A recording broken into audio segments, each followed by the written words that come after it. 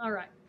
So what we're doing is we're looking at gettyimages.com. I typed in diabetes, and there's just 38 pages of, I'm on page 3 of 38, 38 pages of all sorts of great imagery related to diabetes for our brochure. I click on View Details. I click then on this 4 arrow item to enlarge it. I right click, do the Save Image As, and I save it to my folder. Just do not delete the number, because if you got approval for this image later, you can look it back up. So rename this something at the end of the letter numbers that makes sense. So for me, it's a dark-haired lady doing an injection. So I'm going to hit save, and I'm going to replace it because I've already done that. And then I'm going to close that.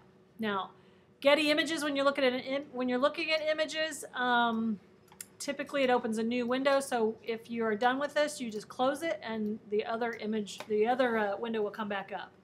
Okay, again, these are FPO, for position only placeholders. You can't send these to press. You don't want to use these beyond, well, until you get approval for an image, then you have to pay for it. Okay, so I saved that, and I'm going to right click and open with my Photoshop. And this helps me investigate the size. I go to Image, Image Size, and this is a 3.5 roughly by 3.5 at 300 pixels per inch. So it is a high resolution, but it's a small image. Now let's say I wanted to use this image about the height of my brochure. So the height of my brochure, first off, the brochure has to fit within 11 inches by 17 inches, okay? That's unfolded. I will provide you guys with 12-inch by 19-inch paper, so that gives us room for bleeds and crop marks. But the actual brochure itself cannot exceed 11 inches tall by 17 inches wide, unfolded. All right, so you guys got to keep that in mind. We also have to keep in mind that this brochure there'll be all sorts of other competing brochures at the doctor's office next to it, and those little pockets that the little displays that these are held in, you know, this is as wide as you want to go when it's folded. So this width of this brochure is about 3 3/4 wide when it's folded. Okay, it can go a little smaller than that, but it can't go any wider than that. Okay, so when it's folded, 3 3/4 is as wide as we can go. We can go a little smaller. And the height of this brochure is about 8.5. That's a good height. If you go any taller, then it runs into problems with covering up other brochures on those little displays. So this may indeed end up being about 8.5 inches high. It could go as small as 8 or even 7.5, but you know, those are just initial guides. Now I did open this image in Photoshop. Let me share with you, let's say I wanted to use this and I wanted it to be 8.5 inches tall. Now, I'll have to crop into this because if the panel is only 3 3/4 wide, this will have to be cropped into later. But let's make this image 8.5 inches tall. And this is a little trick we found in a Photoshop magazine. They do have such a thing. You know, people who love their Photoshop, they make a magazine for it. So this is a tip they shared with their readers on how to increase the size of an image, assuming you start out with something pretty decent in the first place, which this was 300 pixels per inch, and it was about 3.5 by 3.5, so that's pretty decent size. If you have a 72 pixels per inch graphic and it's small and you try to do the same trick, there's a term called garbage in, garbage out. If you start with garbage, you're going to end with garbage. This one is not too bad. So here's the process we use to increase the size of an image based off of this fabulous tip that we got from Photoshop magazine. So the first thing I'm going to do is I'm going to go to Window, and I'm going to get my Actions panel up. Okay, this is 6 items down from the word Window. You get Actions panel. There we go. I'm going to expand that out so I can see them all. Now we're actually going to create our own action. An action basically can be recorded. It's basically a recorded process. It doesn't record my voice or anything like that. It just records the steps that you took on an image.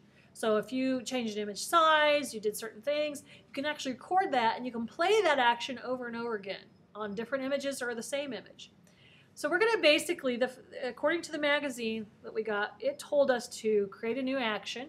So to create a new action, there is the little dog-eared page right by the trash can. It's called the New Action button in this case, Create New Action. And a window comes up, and I'm going to name this action 110% increase because that's what we're going to do to this image. We're going to increase it 110%.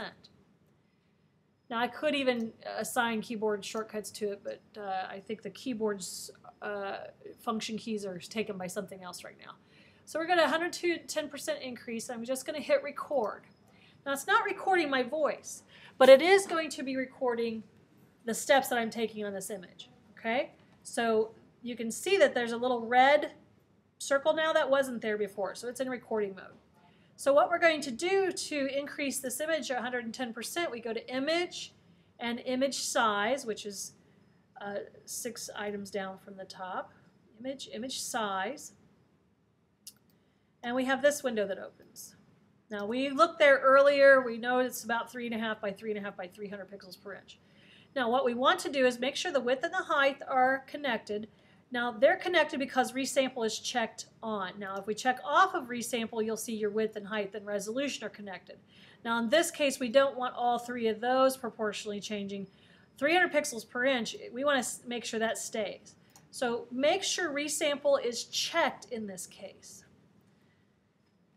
Now in the width where it says inches, we want to click on inches and go to percent. Okay? And I don't know why I put 99.99 in there. It should be 100.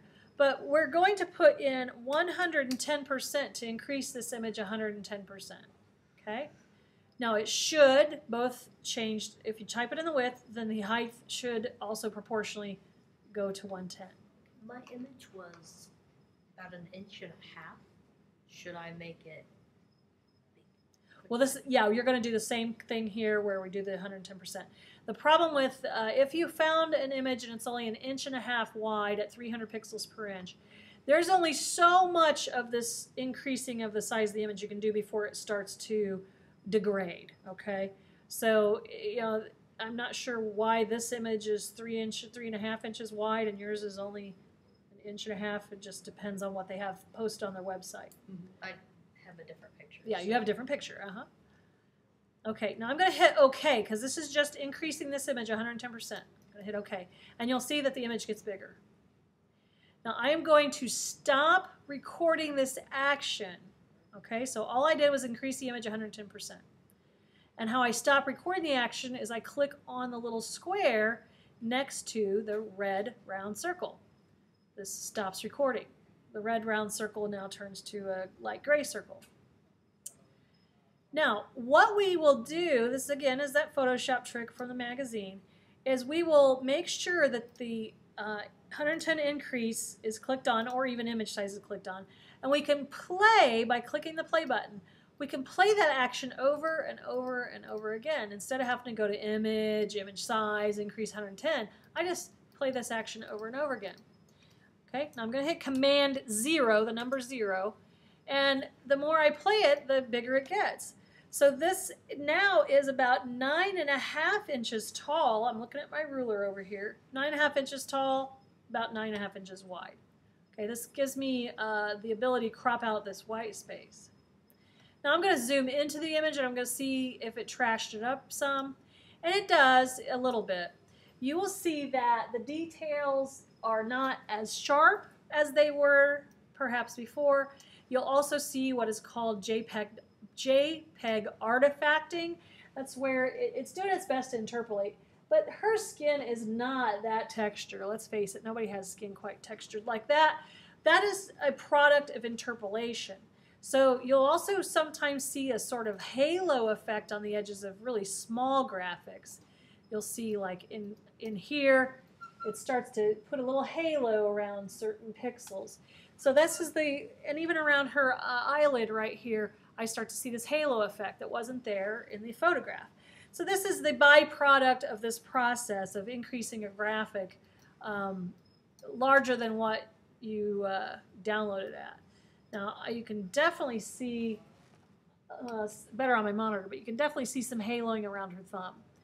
Now, assuming you start with an image that is decent sized in the first place, which 3.5 by 3.5 was, then when I print this and it halftones this, it shouldn't be a big deal. It'll be maybe slightly fuzzy, but it shouldn't be horrible. Now, what I will do to this image to prepare it for printing is I will go to Image and Mode, and I will definitely change that to CMYK because that's the process we're working with, cyan, magenta, yellow, and key color black. So I want to convert that mode from RGB to CMYK. It'll ask me, hey, you're about to convert to CMYK, just hit OK. And then I want to save the image as a file, save as. You want to save this as a TIFF. Okay? Right now it's a JPEG, but for printing purposes, we typically will save most images as TIFFs unless they have a clipping path, which is a vector shape on it. Okay, if it's vector, it's saved as EPS, but this is a raster graphic with no vectors, so I save it as a TIFF. And that stands for tagged image file format. It processes quicker at the printing, and it's lossless compression, whereas JPEGs are lossy compression. So I save it. When this TIFF options comes up, just hit OK, and that image is ready to be placed in InDesign. So I've got a lot more image research to do. Now, if you guys are really good at Photoshop, which many of you are Photoshop junkies, and this Getty Images thing is just driving you nuts, then you can Photoshop it out. There is the, there's all sorts of tools for this. Let me try to think here. There is, what were we using the other day? I think it was a content aware tool. It's one of those things where if you don't use it, you lose it. I have a recording of this, so that's not quite what I had in mind. Okay. I'll have to get back to you on how to quickly get rid of something that you don't care for. There are ways, I mean, I can sit here and rubber stamp it out and do all sorts of spot healing brush and healing brush, but there's a quick and easy way to get rid of those if you want to, and I'll have to take care of that in another video. In fact, I have a video posted on that. I just can't recall off the top of my head. But I'm not so bothered by those, but if you're really bothered by those and you want to get rid of them, you can Photoshop them out of there. Okay, so that's one image of possibly many that I might pull from Getty Images. That's just one of many. Okay, again, I want to read the text to make sure that what images I choose actually go well with what the text is in the brochure that we're getting ready to put together. There's a lot of text in here too. We may not have a lot of room for a lot of images. Okay, so I'm going to move on. So that was basically researching imagery that relates to the topic. We use gettyimages.com. We can download FPO for position only. They're oftentimes low-res placeholder images, and I just demonstrated in class how to do that and then how to also increase their size if you need something a little bit bigger, how to investigate what the resolution is and sizes in the first place. So we just did that. Now, we're going to need to go into InDesign to create a layout and a grid structure so that we can electronically copy for the text in a variety of ways and print them in thumbnails so we can sketch over them. Okay, so we're going to cover some of that right now, and I'm going to go and get the Word document. I need to download that. That Word document is part of the assignment, so I'm going to right-click on it, save link as. I'm going to take that to my Project 6 folder. So let me get to my Project 6 folder and save that.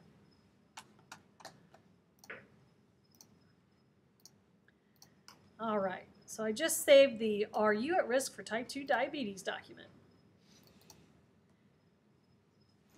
I'm going to open it in Microsoft Word. Oh, there's a note here. It says, insert American Diabetes Association logo. All right. Now, that doesn't necessarily mean do it in the Word document. Here's what I have with clients. Oftentimes they will insert it in here, and then they'll swear that they gave me the logo. I'm like, no, no, no, you inserted an image into a Word document. You did not give me a logo. That's a different thing. So let's talk about logos, and let's talk about where to find them, assuming they exist. All right, let's go to a place called brandsoftheworld.com. B-R-A-N-D-S. Brands, like a brand of shoe, a brand of car, a brand of potato chips. Brandsoftheworld.com. Not every logo is on here. I don't know if the American Diabetes Association one is. But here you can type in American Diabetes Association and hit search. And maybe, if we're lucky, someone has put the American Diabetes Association logo on here and we can download it for free. Oh my, there it is. Now, I'm not sure if you have to register for Brands of the World. I may be registered, and that's why I'm getting in here easily. But here we have the American Diabetes Association logo. That's the one. And I can download this and use it. And it's a vector logo done in Illustrator. Okay? It's not trash. It's good stuff. So I can click on the I agree, and I click on I'm not a robot. And then I can download this thing. And it's downloading right now. I just have to go put it into my folder. So I click, you can see the downloads are at the bottom of the web screen here. I just clicked and dragged it to my Project 6 folder. Now I can right click and open with Adobe Illustrator, and you will see that this is a vector graphic that's completely editable. You can edit it. Now we don't need to, but I want you to see that these are the real deal. When you go to Brands of the World and you can download a logo, they're the real deal. They're not some crappy Photoshop raster graphic that's all pixelated. They're a really good resolution, nice, beautiful thing. Now while Illustrator's opening, perhaps you need a logo for another client. Oh, does Coca-Cola put their logo up here? Is there a Coca-Cola logo? Let me search and find out. Some of them don't do it, and some of them do it. Oh my, I have all sorts of Coca-Cola logos. So if I'm working on a Coca-Cola project and I need a Coca-Cola logo, I can click on this thing and scroll down, tell it I agree and I'm not a robot, and I can download that. Now again, not every company's logo is on here, but this is usually my first place I go if somebody hasn't provided me a logo and they swear they have because they put it in the Microsoft Word document, thinking that that's a way to provide logos when it's not. Then I can go and maybe search one out and find it. So brandsoftheworld.com has saved my bacon a few times as far as, you know, I don't have to spend time to redeveloping something. I can't tell you how many logos I've had to reconstitute from scratch, and it sucks.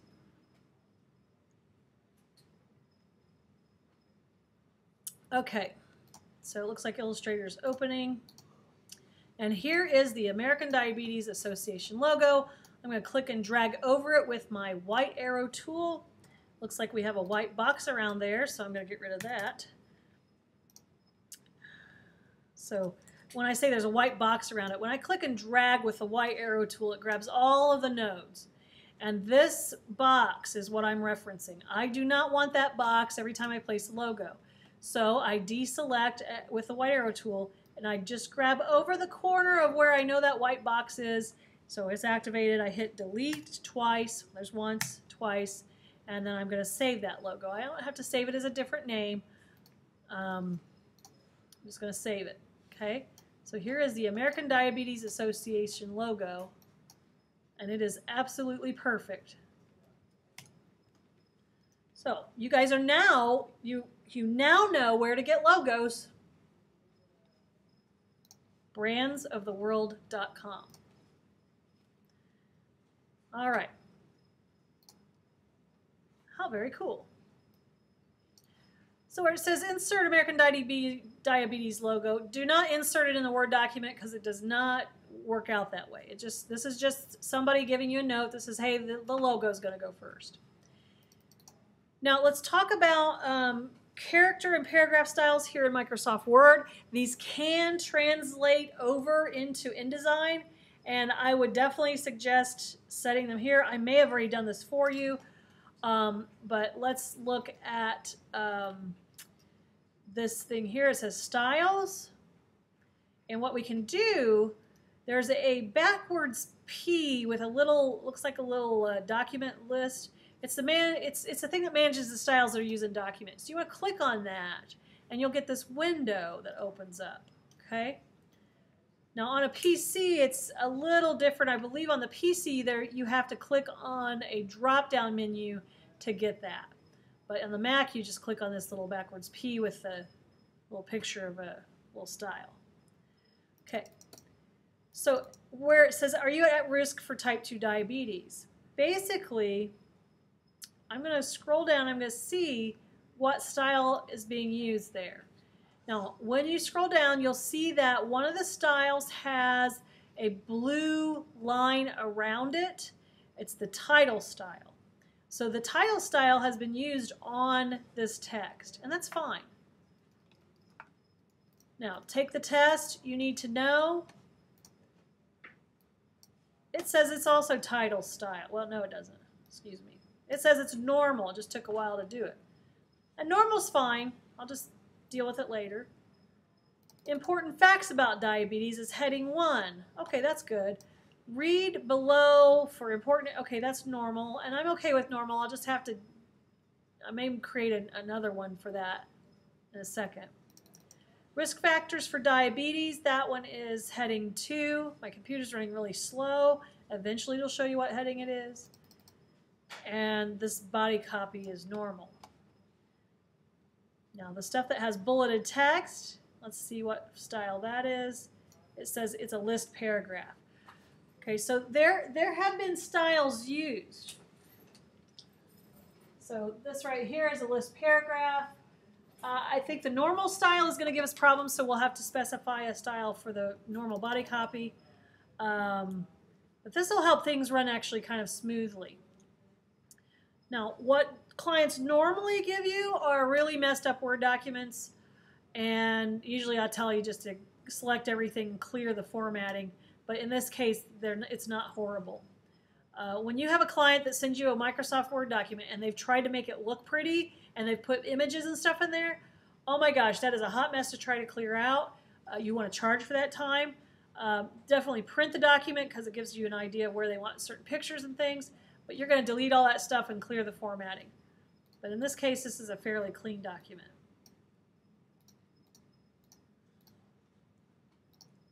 Are you guys glad you didn't have to typeset this? I'll have you guys typeset the Spanish-speaking one, okay? You guys can do that one. All right. So on this, it looks like the only thing that doesn't have a style assigned is the text that looks like body copy. So what we're going to do is we're going to create a style called body copy, okay? So let's say for take the test, I highlight that, triple click on it. Right now it says it's a normal paragraph style. So we're going to make a new style and we're going to call it body copy. So here's how we make a new style. First, highlight the text that you want to mimic, like everything is going to be this style. So take the test, I highlighted that. Here where it says new styles, you click on this green button and you create a new style. And we're going to rename that style when we create it. So click on the new style button. And the name, we want to call this body copy.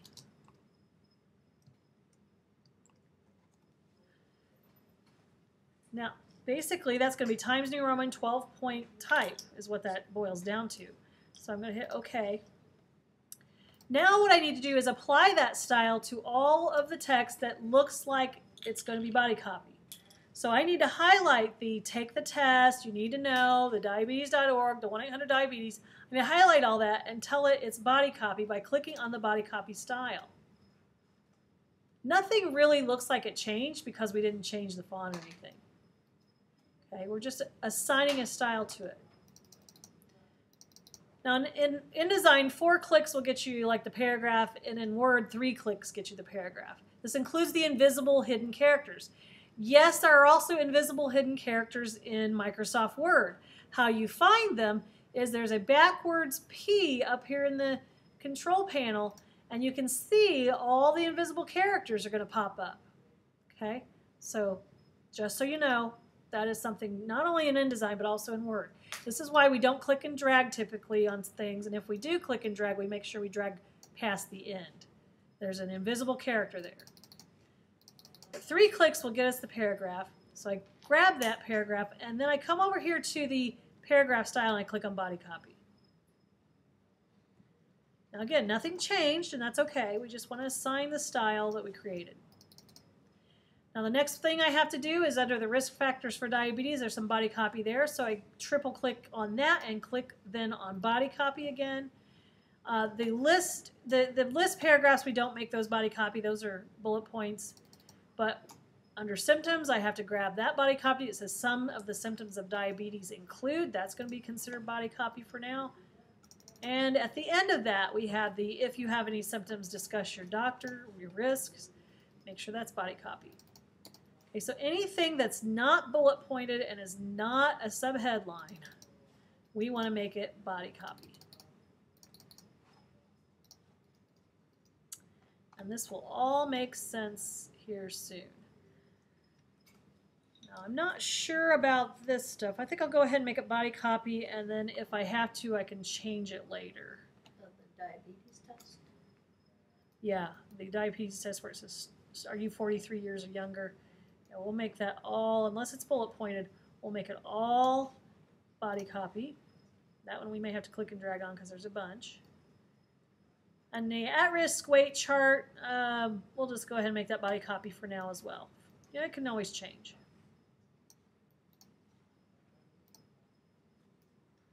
Now, stuff in parentheses like insert logo, we're going to eventually delete those when we get those into InDesign. It's just, this is, oftentimes you'll have people that'll send notes to designers and they'll put little notes in parentheses or kind of, usually they'll kind of make them gray. Okay. Now, once we have made, every bit of text is assigned some, except for the ones in parentheses we don't care about. But every bit of text is assigned a specific paragraph style. We're not dealing with characters right now. We're dealing with paragraph styles. Then we can save the document. So save that, and we're ready to move to InDesign.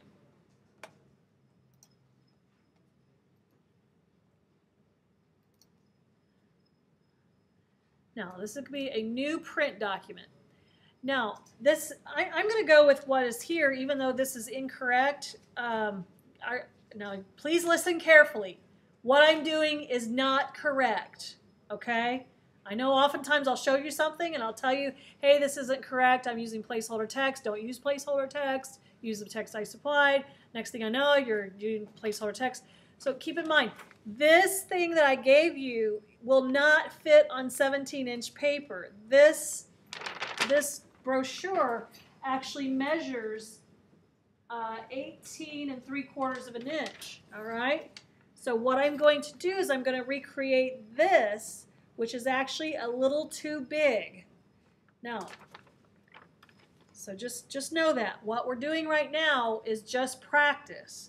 You will have to change the size of your documents based off of the fact that this is 17 inches as long as we have.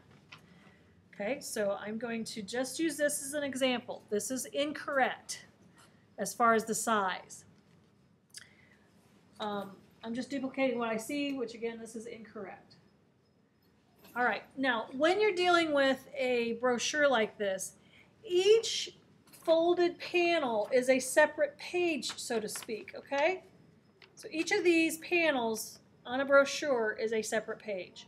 So we're actually, as the brochure is folded, we're going to figure out the one panel size or one page. So when it's folded up like this and all you see is one side, like the cover of this, that is the size of the document, okay? What we're going to do is we're going to create what are called island spreads, where we add pages to one side or the other of this document. Now, for now, my width is going to be 3.75. Again, this is too wide for yours. 3.75. Make sure you type an inch, IN. Otherwise, it will do picas and it'll be tiny, teeny brochure for Barbie. And for now, my height is going to be, I'm going to go with what this says, 8.5 IN. Again, this, you can change this around. Now, in this case, we do want facing pages, okay? When it's folded, the pages kiss each other. They're facing each other. So this is a facing pages document. Now, as far as margins go, we don't really need extremely wide margins, but we need a little bit of margin here or there. I'm going to do a 2 pica margin all around, just because I need as much room as I can for this layout. So I'm going to do a 2 pica margin all the way around.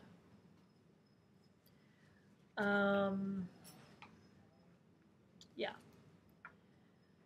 As far as columns,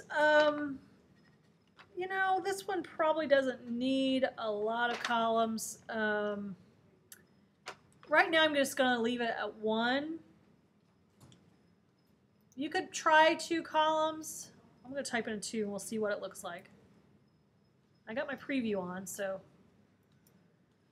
this is in the event that you might have to split up some information, and in some cases you might have to. So especially in the diabetes risk test, I don't know how you're going to handle that. It might be 2 columns, it might not be. So you can make that either 1 or 2 columns. I'm going to keep it at 1 for now. And you want to set your bleed, assuming you want images to go past the edge of the page. Now, this includes color. So the brochure that I handed to you guys and the one I have in my hand, it has a full bleed on all sides. It's some gray color, and all these green and orange graphics and red graphics go off the edge of the page. So we want that bleed to be 1/8 of an inch, which is P9, okay? So your bleed should be set at P9, and you'll notice in my preview it now has a red line out where the bleed is. The black line is the actual edge of the page.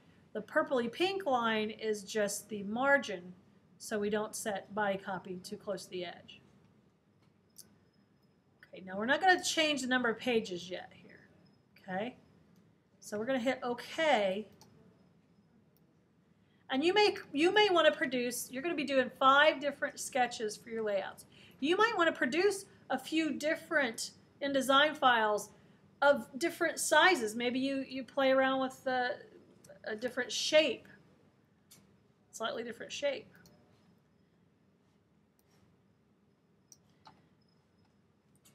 Okay.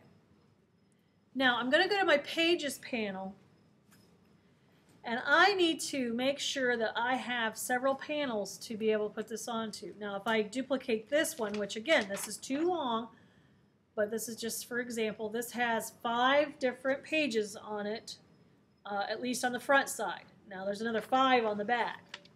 But how do you get these pages to butt up next to each other? Well, here's how, if you don't know quite what you're doing yet, here's how you might approach it. So this is an A master right here, and this little page number has an A in it, and if I float my cursor over it, it tells me that this is the A master has been applied to page 1, and that's fine. But let's say I wanted another page next to page 1. If I click on my A master page and I drag it down to the right-hand side of page 1, it moves it down below page 1. I'm going to try to put it back up here. Nope, it won't let me do it. Will not let me do it. So I'm going to delete that page. Now there's a little trick to InDesign in creating island spreads. Now if you have a magazine that has a centerfold and it folds out, this is the same principle, this island spread business. What we need to do is right click on page 1 and you'll see that this flyout menu comes up. And to be able to create kind of a centerfold effect or multiple page effect, we have to turn off or uncheck allow document pages to shuffle. So uncheck that.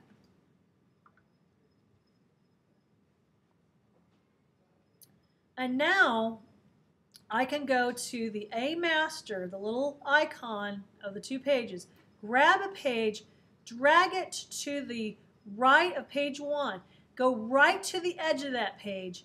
You'll see that if I don't go to the edge, it's a straight up and down line, pretty far away from the page.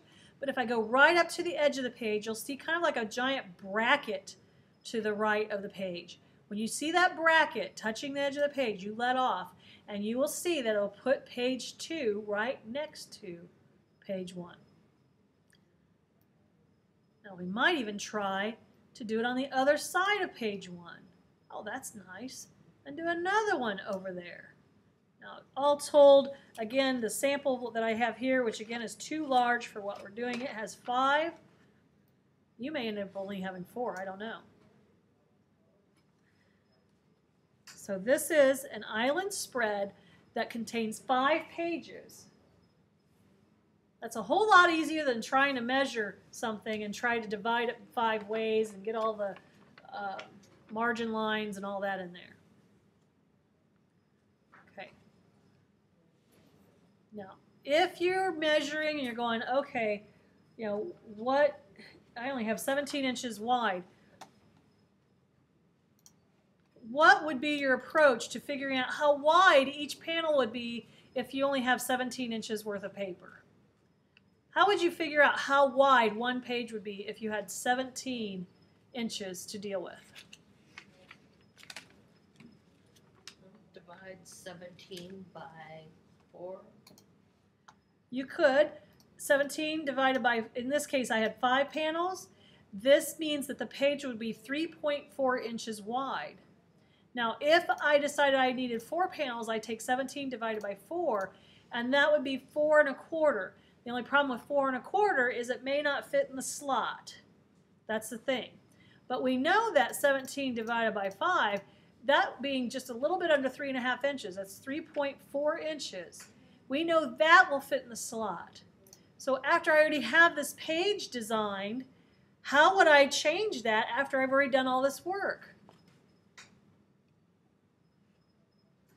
How would I change this document instead of being 3 3/4 inches wide, 3.75? How do I make every panel here 3.4 inches wide? File, page setup, is that what you said? Close, document setup. Yeah, you're real close though. I know what you meant. File, document setup, and you can go in and in the width, type in 3.4. Make sure you put your I in, otherwise it's going to be in picas. 3.4 I in. Hit the preview button. And when you hit the preview, you'll see, blink, it automatically shrunk.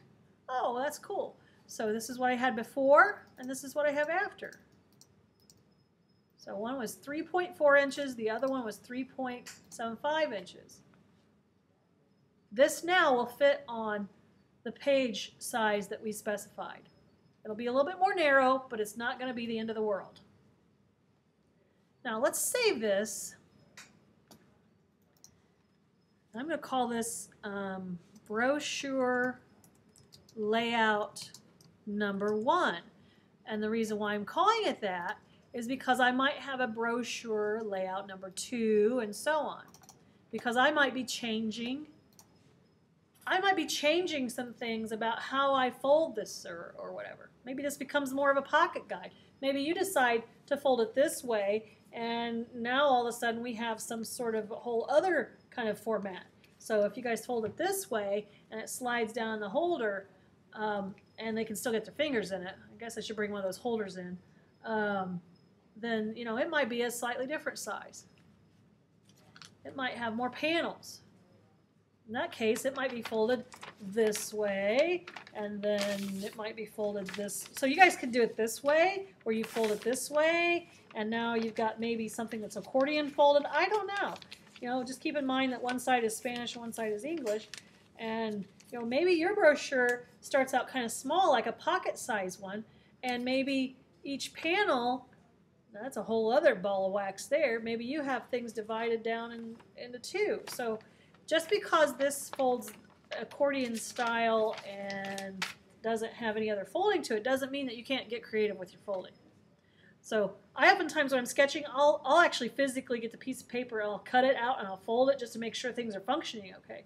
Because we're talking about the three-dimensional surfaces that we're putting two-dimensional design on there, but it is on it becomes a third dimension when you start folding. So when I'm doing anything that folds, I make little miniature sketches that fold because I want to make sure that I know where things go and whether it's going to work or not. Okay, now I've saved this, and I think it's a good time to take a break. So maybe we take a break real quick, and